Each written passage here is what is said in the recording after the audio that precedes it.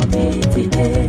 107.5 FM ló ti ń wáyé rédíò Lagos tiwantiwa o ẹ̀fìkàlẹ̀ sí kẹ́kọ̀ọ́ láago 2 sí 3 ọ̀sán gbogbo ọjọ́ Wednesday ẹ máa tẹ́tí sí kémi gbé kí wọ́n gbé ká fọwọ́ sọ ọkọ̀ tó tọ́ jùmọ̀ bí omi ṣòre àwa ń gbádùn rẹ̀ máa lọ. ọtí ìdọ̀dẹ o àgọ́láyé àjùmọ̀ṣe wà ní ojúmọ́ mi ti dé. ọtí ìdọ̀dẹ o àgọ́láyé àjùmọ̀ṣe wà ní láyé ilé ayé yìí kò ṣe dágbé. bẹ́ẹ̀ ni ìtura lálùbáríkà tẹ̀sí. appreciation mo dúpẹ́ oníbù ọ̀rẹ́ bàbá mọ́ ọpẹ́ mi. appreciation mo dúpẹ́ oníbù ọ̀rẹ́ bàbá mọ́ ọpẹ́ mi.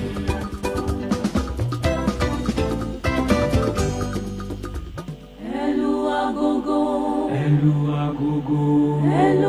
nírú àkókò yìí tí a bí olùgbàlà kan fún wa Association of Nigerian Broadcasters Lagos State Chapter tó ń ṣe àkójọpọ̀ independent presenters freelancers media owners àtàwọn òṣìṣẹ́ rédíò àti tv ń pe gbogbo èèyàn síbi Ambrod Lagos Christmas Carol 2023 pẹ̀lú àkọlé The Reason for the Season Spirituality Thanksgiving Fun Fair and more lọ́jọ́ Monday 18th December 2023 nínú Èkó multipurpose hall Radio Lagos Agidingbe Ìkẹjà oníwàásù Pastor Sam Ojo Baba Authority ìfigagbága orin pérésì láàrin àwọn ìjọ tí a fìwé pé àwọn èèyàn kàǹkàǹkà máa wà ní ìjókòó láti ṣe onígbọ̀wọ́ ètò yìí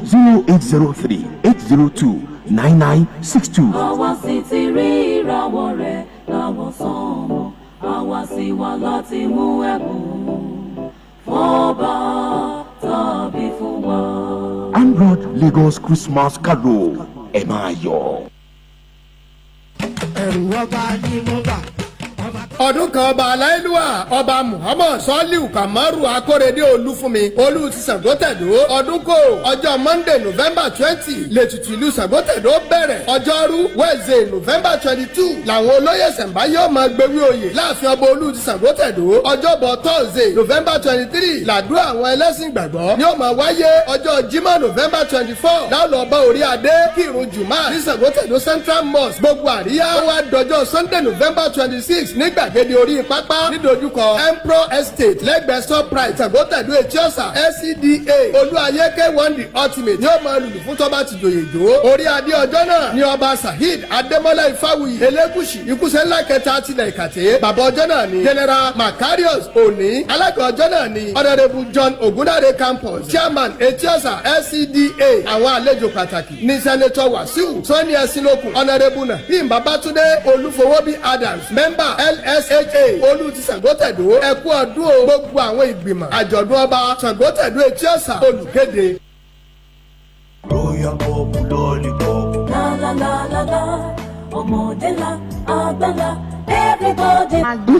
ẹ má jà sí i bẹ́ẹ̀ ṣe ń fẹ́ pọ́ngilá strawberry rio pọ̀ mango rio pọ̀ passion àti white apple àwọn sweet aládùn tá ò lè ṣàfẹ́rí rẹ̀ látọdún 2017 ṣúgà àwọn ò pọ̀ jù ọ̀nà 4 ló pín sí. lílalíla ẹ máa la gbogbo ẹ̀ lálàáfíà àmọ́ omi lèmi fẹ́ mu. royal park water 75cl 50cl àti 30cl royal park water gbogbo ẹ̀ ni wọ́n rọ lábẹ́ ìmọ́tótó iṣẹ́ ìwádìí sweet rio pọ̀ ó ṣe é lá fọmọdé ó ṣe é lá fàgbàlagbà òun ni kẹ́ ẹ jẹ́ káwọn ọmọ yín yàn láàyò ó dára lójú ìwọ̀n gíráàmù 18 lẹ́yọ kọ̀ọ̀kan láti wé àwọn akẹgbẹ́ ẹ̀ ó ní gọ́ọ̀mù nínú pẹ̀lú igi tó gùn tó ṣe é gbámú dáadáa láti jẹ́ alágbàtà rio pọ̀ àti royal park water ẹ kàn sí wọn ní nọ́mbà 15 Salamatu Street Ilasamaja Lagos. Rio pop lollipop.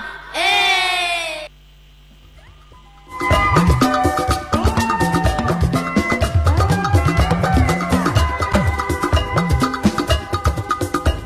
Àgànláyé ilé ayé yìí kò ṣe dágbé. Àgànláyé ká fọwọ́sowọ́pọ̀ ló tọ́. Àgànláyé ilé ayé yìí kò ṣe dágbé.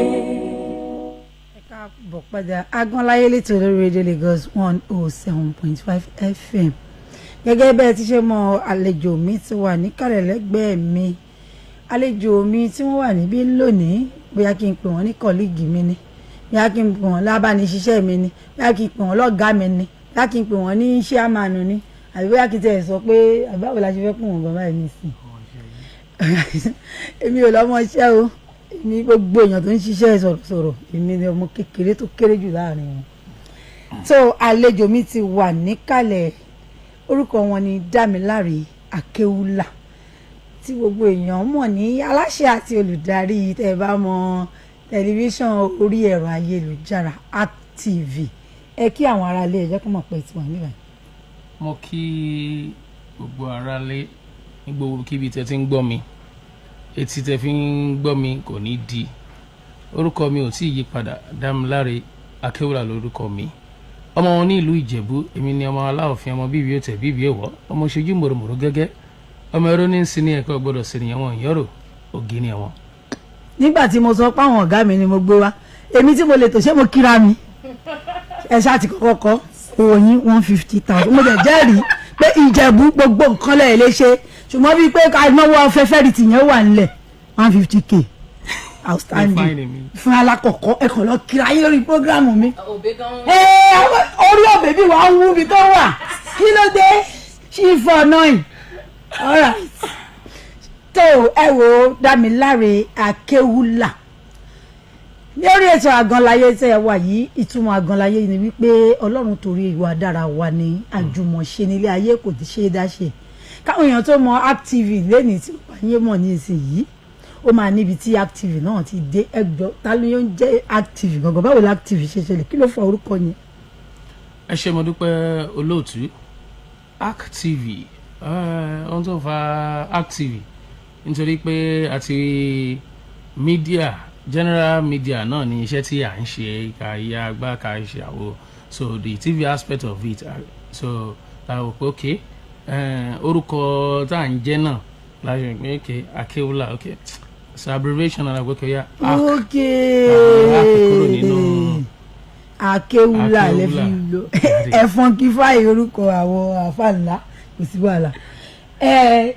kẹ́ tó wá jẹ́ mọ̀ pé bẹ́ẹ̀ ṣe ń ṣe kinní yẹn ó kálukú náà ló ti ń ṣe o. èmi náà ní YouTube kò tí grow dáadáa o, kó tó grow àmọ̀pá Akéwúlà ní iná wọ́n ti sa àwọn oríṣiríṣi iṣẹ́ fún mi. ṣùgbọ́n báwo lẹ ṣe ṣe tẹ́ ó fi dé tètè ṣe ẹ fàṣírí hàn mí ní ẹnu mi bò. olóòtú kò sáṣírí kankan bí kankan, gbogbo kí nǹkan tí à ń sọ̀rọ̀ nípa yìí consistency ni nǹkan táwọn olóyìnbó tí wọ́n ní ká ṣáà máa tẹra mọ́, keyword yẹn nìyẹn ká máa tẹra mọ́. ìyẹn tó yẹ pé wọ́n ní kinní kan tó ń lù bẹ́ẹ̀ni lórin lójú kan alágbẹ̀dẹ bẹ́ẹ̀ni ó ti mọ ohun tó rí níbẹ̀ ni bẹ́ẹ̀ni so gbogbo ń tàdà bá fẹ́ ṣe láyé yìí kó tẹ̀sán mọ́ kó tẹra mọ́ kó ṣeré ní Moscow. kò ṣeré kankan ní Moscow. dátọ̀ lọ́n tí ẹ ti wá gbàdúrà yín báyìí àwa tá a lè ti kọ́kọ́ ṣeré ẹ ṣá lè ṣàánú àwa náà. ACTV kí gbogbo èèyàn tó mọ̀ yín ó máa níyàn kan ṣe mọ̀ pé lẹ́yìn àwọn èèyàn ti máa ACTV ẹ ṣe kínní kan torí mo gbọ́ pé ẹ fẹ́ ṣe 5 years ACTV ti ṣe kínní kan bá dẹ̀ ti di pé èèyàn bá dá nǹkan lẹ̀ tó bá lóun fẹ́ ṣe nǹkan kan ó ti pọ́dún kan ó ti rí nǹkan gidi ń bẹ̀ ni o tí ó bá sì jọra wọn kò ní gbé lẹ̀ o.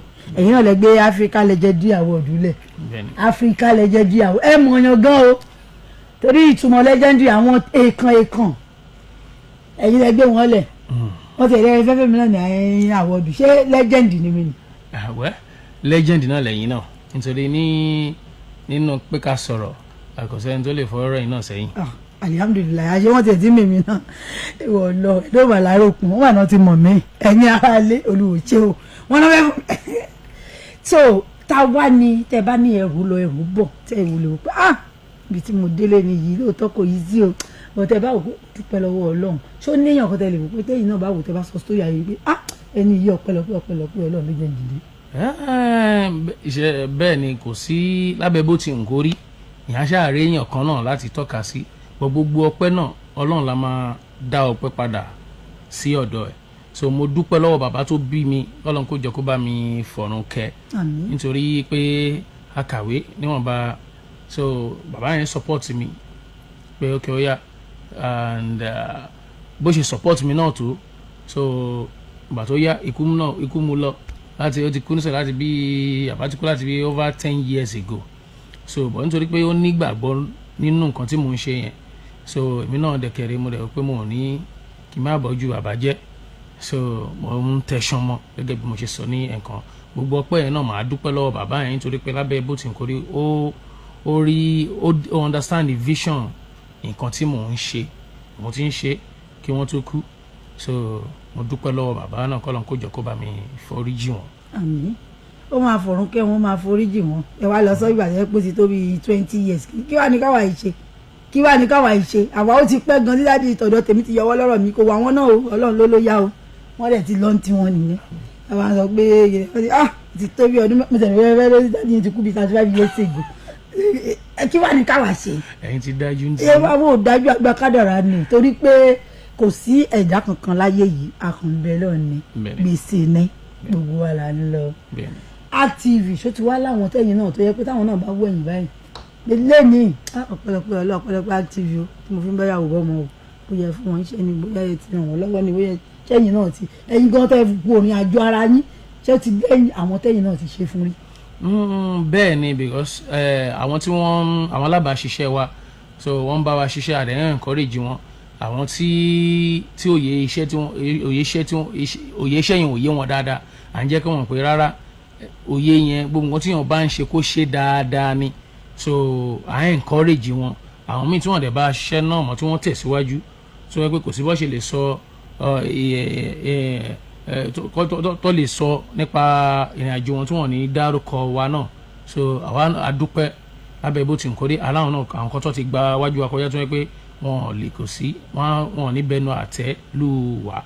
ṣé ẹ ti ẹ̀ rí wọn lọ́gàá ní ìyá múdà tá a bá ti rẹ́ni pẹ̀lú bí ìlú ṣe rí yìí tó jẹ́ pé ìwọ náà léèyàn kan méjì tó ń sanwó oṣù fún kódà ó ti ṣáàyò ó ti gbé ní ọ̀rọ̀ nàìjíríà tí ó gbowó wá bá rí báyẹn entrepreneurship pé èmi náà dá nǹkan kan lẹ̀ mò ń sanwó oṣù fáwọn kan àwọn èèyàn náà ń jẹ lábẹ́ mi kódà ọ̀gá ni mí ẹ jẹ́ kí àwọn tó ń ṣáì láti fẹ́ mi náà lówó oúnjẹ ẹ jẹ́ kọ́kọ́ polówó ọjà wọn mò ń padà bọ̀.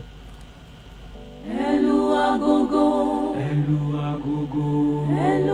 nírú àkókò yìí tí a bí olùgbàlà kan fún wa Association of Nigerian Broadcasters Lagos State Chapter tó ń ṣe àkójọpọ̀ independent presenters freelancers media owners àtàwọn òṣìṣẹ́ rédíò àti TV ń pe gbogbo èèyàn síbi Android Lagos Christmas Carol 2023 pẹ̀lú àkọlé The Reason for the Season Spirituality Thanksgiving Funfair and more lọ́jọ́ Monday 18th December 2023 nínú Èkó multipurpose hall Radio Lagos Agidingbe Ìkẹjà oníwàásù Pastor Sam Ojo Baba Authority ìfigagbága orin pérésì láàrin àwọn ìjọ tí a fìwé pé àwọn èèyàn kàǹkàǹkà máa wà ní ìjókòó láti ṣe onígbọ̀wọ́ ètò yìí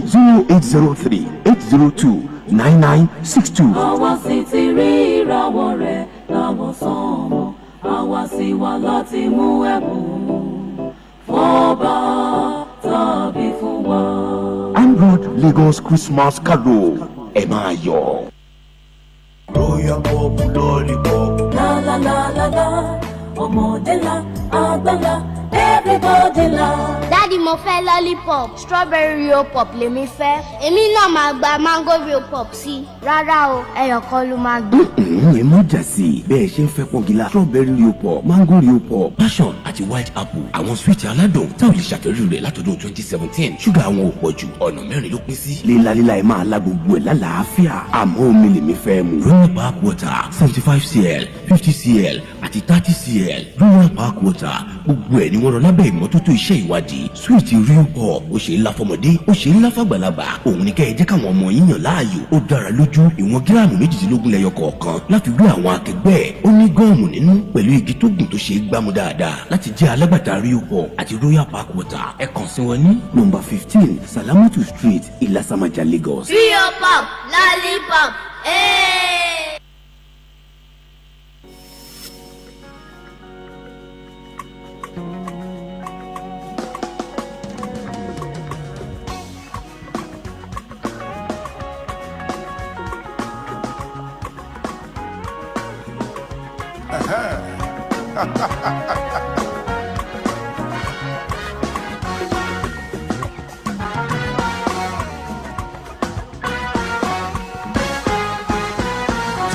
Telling me by the way, èmi ọmọ Ìjẹ̀bú ọmọ alárẹ̀, ayé wo la ọ̀jẹ̀ rí? Tell them, let them know say wọ́n lè bá. Then they see us that they emulate, then one begin they imitate. Maybe someday they go graduate. Many people no know of our Baba. I see they go. Owó lọmọ gbàgbé òṣì. ìjẹ̀bú àwùjalẹ̀ ìjẹ̀bú ọmọ alárẹ̀ kékeré. owó ni ẹ wò èmi tiẹ̀ ti wà lélẹ̀ ní active níbi kankan tó ń lọ tí mi bá rí ogbó torí ṣe ti rí àwọn ọ̀jẹ̀kú yẹn mi máa ń like yín you people are very very very proud owó mo fẹ́ rówó yẹn mo máa rí owó yẹn sí mi owó lẹ́nìí sí máa rówó owó gangan ni mo fẹ́ rí. ẹ máa rówó máa rówó ẹgbẹ́ fún mi ní bọ́dùbọ́ndù. ẹgbẹ́ ohun ẹ. ẹgbẹ́ ohun mi. ẹgbẹ́ ohun ẹ. kò sí wàhálà wọ́n ti náà ti bá mi gbé owó wá ó yá mo fẹ́ yẹ kẹ́ ẹ sọ fáwọn èèyàn níbi dàbí yín tẹ̀ fẹ́ ṣe tẹ̀ ń pò pọ̀ 5 years yín báwo ló ṣe fẹ́ lò. ẹ ṣé mo dúpẹ́ olóòtú ARC TV at 5 pẹ̀lú African Legendary Award tí ó máa wáyé ní ọ̀sẹ̀ tó ń bọ̀ níjọ́ Thursday tó máa bẹ̀rẹ̀ ní. ọ̀ndì kí nìyẹn. on the 30 nìyẹn. ok ní 30 oṣù tá a wà yìí. oṣù tá a wà yìí November 30. níbo lẹ ti fẹ́ ṣe. nínú ọgbà ITV 18 báyìí náà ni ní Èkó FM multipurpose hall. nínú ọgbà níbi gangan náà láti fẹ́ ṣe. so àwọn wo lẹ ń retí and again kí lẹ fẹ́ ṣe gangan jọ yẹn báwo lè ṣe máa rí. ohun tá a fẹ́ ṣe òun náà ni pé program wa African Legendary Award yẹn yearly award ni so a kàn ń celebrate ẹ papọ̀ pẹ̀lú pé ok kó jẹ́ 2-in-1 program ARC TV náà tó ń wé tí a náà ti ń bára wa dùn díẹ̀díẹ̀ so ká la fi sopọ̀ pé ARC TV at 5 pẹ̀lú African Legendary Award àwọn léré wa oríṣiríṣi ni wọ́n ń bọ̀ eléré ẹni tó léré ìjà yẹn gangan Alhaji King Dr. Saheed Òṣùpá. ìyẹn kingi bẹ́ẹ̀ ni ọba orin bẹ́ẹ̀ni mátàgbàmọ́lẹ̀ ó pọ̀ bẹ́ẹ̀ni lára àwọn akóredé lára àwọn awọ́dí wa tó jẹ́ èèkàn nínú kọrinkọrin Madiba KS1. ó ṣe Ọlọ́run ó bójú mi jẹ́ awọ́dí ni wọ́n wà so Alhaji Sulaiman Atawẹ́wẹ́ àbí Atawẹ́wẹ́ náà. Ètú òsì ọba òjẹ́. So àwọn èèyàn tí ẹ ń bọ̀ lóríṣiríṣi ẹgbọ́n wọn ní on the 30 nínú ọgbà iléeṣẹ́ wa bíbá yìí Èkó multipurpose hall náà ti fẹ́ ṣe ARC TV at 5 and Africa Legendary Award ìyẹn tó ti máa ń wáyé lọ́dọọdún gbogbo ẹ̀yin tẹ́tí ìgbà ẹ ti mọ̀ so ẹ máa bọ̀ kò sí máa wáyé lọ́dọọdún ẹ ṣẹ̀ṣẹ̀ fẹ́ bẹ̀rẹ̀ ni yẹn pé award yẹn ó máa jẹ́ yearly continuity máa wà lórí. so ibi ok owó yìí tó ti. sọ̀rọ̀ ẹ̀yin náà ń sìn báyìí ń sìn ó lè alẹ́ òpó kì í yá báyìí mo sọ pé ká máa tẹ́ṣọ́ wọn tẹ́ bá tún tẹ́ṣọ́ wọn tó kọ́ ó yá ká sambala wáìsì yín ní. kò sí wàhálà Ọlọ́run á já gbogbo wa sí gbogbo ẹ̀yin tí wọ́n ń retí pátápátá ẹ̀jọ̀ o ẹ má bójú wọn jẹ bọ́n ṣe ń retí yín yẹn mo ṣe mọ̀ pé Àlàó Màláíkà ò lè bójú yín jẹ bẹ́ẹ̀ náà ni Atawẹ́wẹ́ náà ọmọ wa náà ni kò sí gbogbo wọn gbọ́ àwọn èèkàn kẹ́ wá bá wọn ṣe ní ọjọ́ Thursday on the 30 ọ̀n retí yín o àwọn champions mi ṣe ti wà níbẹ̀ gbogbo ẹ̀yin champions mi ẹ ṣáà ti mọ nọ́mbà yẹn tí n bá ti lọ sókè tí mo padà dé kẹ́ ẹ pè mí sórí 07056461075 torí wípé Real Pop ti kó ẹ̀bùn wá fún yín pé kí n máa fún yín o ẹ ṣáà ti mọ̀ ṣe ẹ ti rága yín ṣe ẹ ti rí sweet Real Pop yẹn ṣe ẹ ti rí lunch box yín ẹ ti rí water bottle yín àti àga ìjókòó bó ṣe máa ń wáyé nìyẹn lọ́sẹ̀ẹ̀sẹ̀ tí Real Pop ní kí n máa fún yín 07056461075. Hello champion. Hello.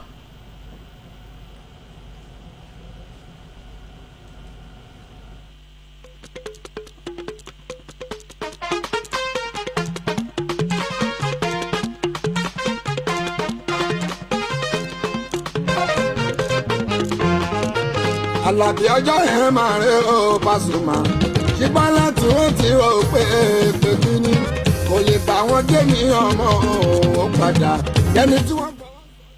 so mo ní kí n sáré máa fi àsìkò yìí jíṣẹ́ gbogbo àwọn ẹbí olóògbé Haruna Salawudeen wọ́n ní pé kí n bá wọn rántí bàbá wọn Alhaji olóògbé Haruna Salawudeen tí gbogbo èèyàn mọ̀ sí ọba bíi ọlọ́run kò sí.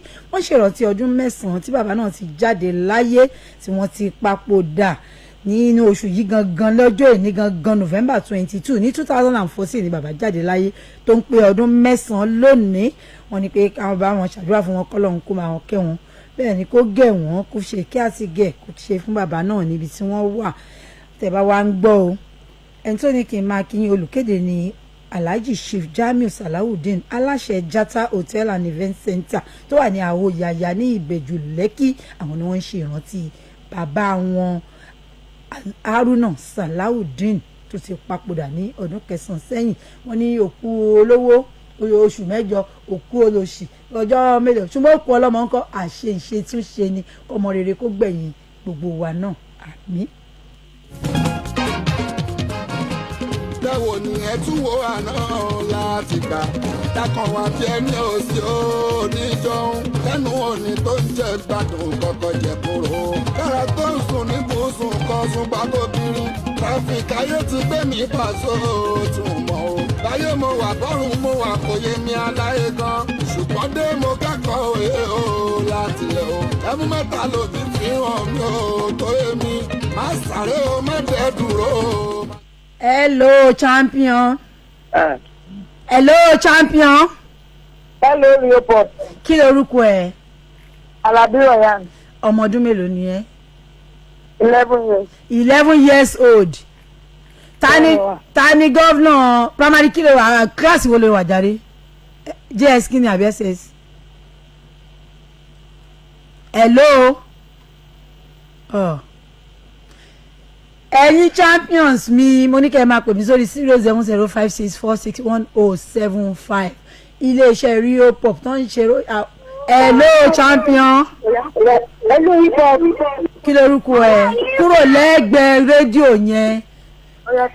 Kí lorúkọ ẹ? Mariam ọmọ ọdún mélòó ni ẹ? 4. Kíláàsì wo ló wà?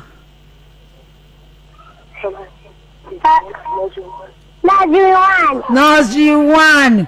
Ó yá ka A for apple fún mi. A for apple, B for ball, C for cat, D for dog, E for egg, E for elephant, F for fish, G for goat, H for heart. Ó yá pàtẹ́wọ́ fúnra ẹ tó bá ti di lọ́sẹ̀ tó ń bọ̀ ó tún jẹ́ ẹ̀bùn àga ìjókòó lunchbox àti water bottle lọ́dọ̀ Rio Pop Sweet ní iléeṣẹ́ Royal Foods and Drink Nigeria Limited. Tó bá di láago 2 lọ́sẹ̀ tó ń bọ̀ kó o wá sí iléeṣẹ́ Radio Lagos kó béèrè olóòtú ètò Àgànláyé Jùmọ̀bí Omiṣore kó wá gba ẹ̀bùn ẹ. Iléeṣẹ́ Royal Foods and Drink Nigeria Limited àwọn náà ṣe sweet Rio Pop mo máa ń sọ fún yín mo ní lóríṣìí 4 ní sweet wọn wà a ní strawberry flavour a ní mango flavour a ní apple white apple bẹ́ẹ̀ la ní passion àwọn náà ni wọ́n ń ṣe omi Royal Park water ìyẹn wà lẹ́jẹ̀ wọ́n a ní 30 cl 50 cl 75 cl wọ́n wà ní number 15 Salamotu Street Ìlàsàmájà lẹ́kọ̀ọ́ mo ní gbogbo ẹyẹ wá pín ẹ̀ níṣẹ́ ẹ má máa wá yẹn kiri mọ́ ẹ máa lọ sórí number 15 Salamotu Street Ìlàsàmájà ẹ lọ di onígbọ̀wọ́ wọn. Fún gbogbo ẹ̀yin tí ẹ fẹ́ ṣe alága àdúrà alága àjókòó ẹ má gbàgbé láti pe classic alága yẹn Jùmọ̀bí Omiṣore sórí 07044247984 07044247984 tẹ́ ẹ bá ti pe classic alága ó di dandan kí introduction and engagement yín kó wà classical torí pé àwọn àbá yín fi class àwọn àbá yín fi sí ni kò ní jù báyìí lọ lórí èso àwòkọ́ pàdé ẹ̀gà lórí èso Àgànláyé kí ló dé kan ó sún mi ẹ wo ẹ lọ sórí YouTube fáyín tẹ ti mí ìsì ẹ tẹ ṣẹ̀ṣẹ̀ wọlé Jùmọ̀bí Omiṣore ẹ lọ sórí Instagram.